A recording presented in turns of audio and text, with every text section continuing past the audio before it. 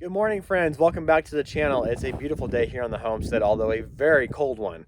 Last night we had record low temps across the Midwest. I recorded a record low for myself here on the homestead of -25. There were zero winds, so thankful for that wind chill that wasn't there. But yeah, very, very cold temperatures for sure. Um, but this is a great reminder that if you have a plan, then you need to have it ready to go. If you don't have a plan, you need to make the plan and be ready for the future.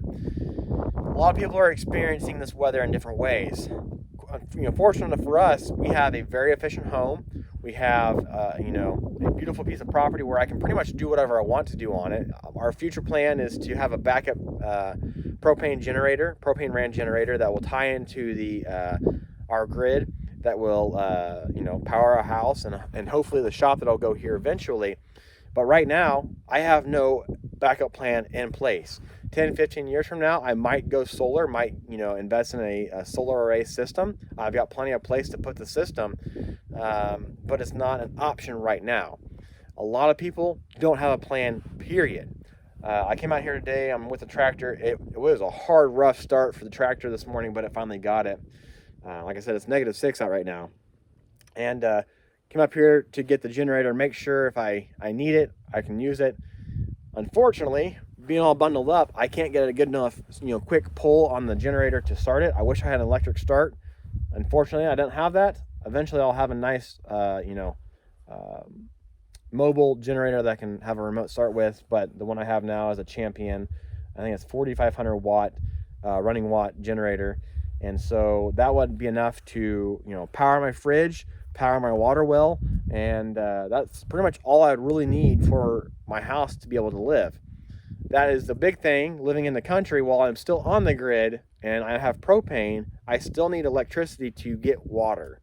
And I can come out here and get some snow, but cold weather doesn't always bring snow. But it's been so cold that the snow has just fallen every single night, it seems like.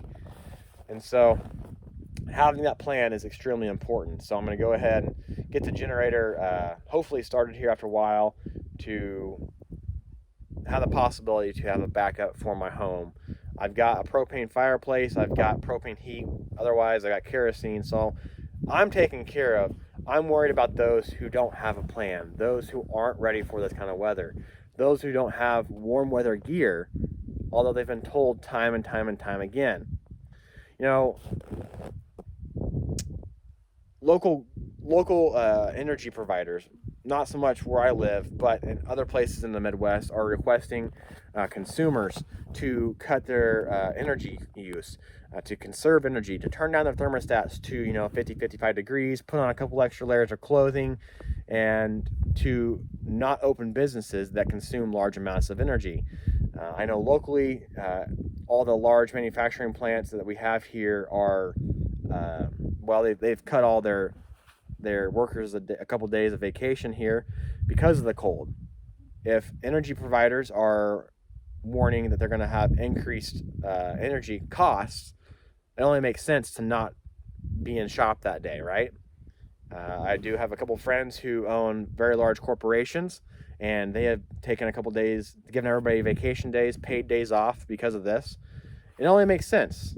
If you had to leave your home to go to work, and then you're consuming a lot of power at home, at work, and then you come home and the grid's down, now you're SOL. So having a plan is extremely important.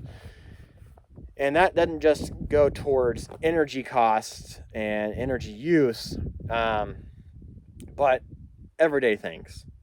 I saw down in Texas, there was a horrible 130 plus car pileup where several people were injured, several people were hurt or killed in that accident, all because of, some black ice that nobody saw apparently. And that black ice can pop out of nowhere. If it's, that's the one thing you got to make sure. And a lot of people don't, down in the South, don't experience this weather all the time. Now, I don't experience -degree weather every single year, but I'm prepared for it. But down in Texas, down in, the southern states, they don't have, temperatures that are down in the low 20s consistently every single year.